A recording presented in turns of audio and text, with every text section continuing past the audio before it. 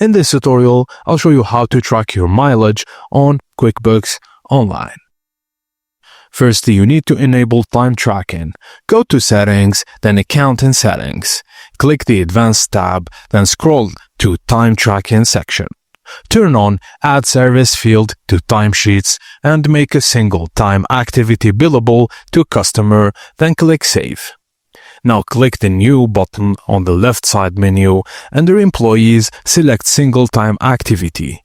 Enter Date, Employee or Vendor, Customer, Service, if billable, check Billable, and enter Hourly Late.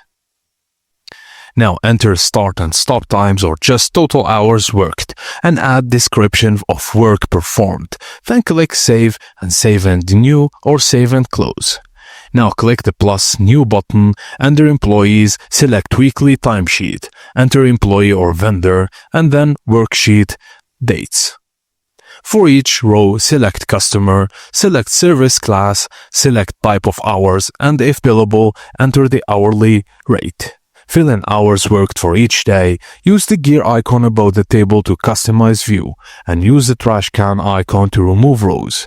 Also, you can use the Copy Last Timesheet button to duplicate previous week's hours.